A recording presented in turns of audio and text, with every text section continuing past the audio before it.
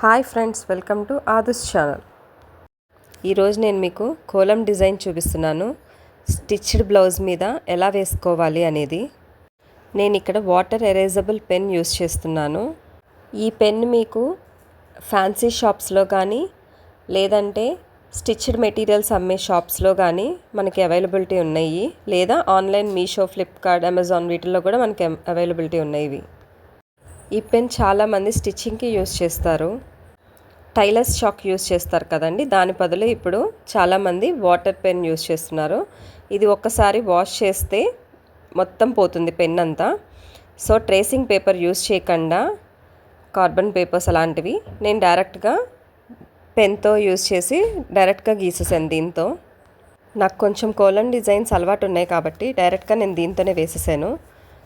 లేదంటే tracing paper use చేసుకుని మనం ఆన్లైన్లో ప్రింట్స్ తీసుకుని అట్లా అన్న మనం గీయచ్చు. ఇవి డైరెక్ట్గా ఇప్పుడు చాలామంది కూడా మనకి గోపురం డిజైన్స్, దియా డిజైన్స్ ఇప్పుడు బాగా ట్రెండింగ్గా ఉన్నాయి కదా, అలాంటివి మనం చేసేటప్పుడు ట్రేసింగ్ వేసుకుంటే బెస్ట్ ఆప్షన్ అది.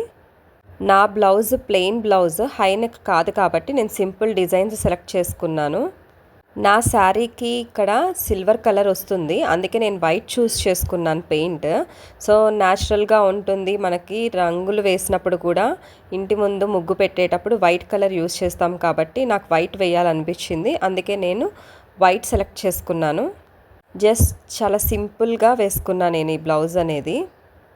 ఫస్ట్ నెక్ మిడిల్ పార్ట్ వేసుకున్నాను, తర్వాత నెక్ బార్డర్ వేసుకున్నాను. హ్యాండ్స్ వేసుకున్నాక మళ్ళీ సింపుల్గా అనిపించింది. కొంచెం సరే side kolam design side diyas వేద్దాము అనిపించి నేను ఇటు అటు 2 సైడ్స్ కూడా కోలం డిజైన్కి దియాస్ వేసాను. ఇప్పుడు మీరు చూస్తున్న డిజైన్ అయితే ఆ దియాసే వేస్తున్నాను అనమాట. జస్ట్ నేను డైరెక్ట్గా ఆ పెన్ యూజ్ చేసి వేసేసి దాంతో ఇది ట్రేస్ అవుట్ చేస్తున్నాను. ఈ వైట్ పెన్ అనేది అవుట్లైన్ గ్లిట్టర్ అనేది మనం ఎంత ఫాస్ట్గా యూస్ చేస్తే అంత బాగా పడుతుందనమాట. This is final output of my stitched blouse design. It looks now trendy. My blouse is ready to wear with kolam designs.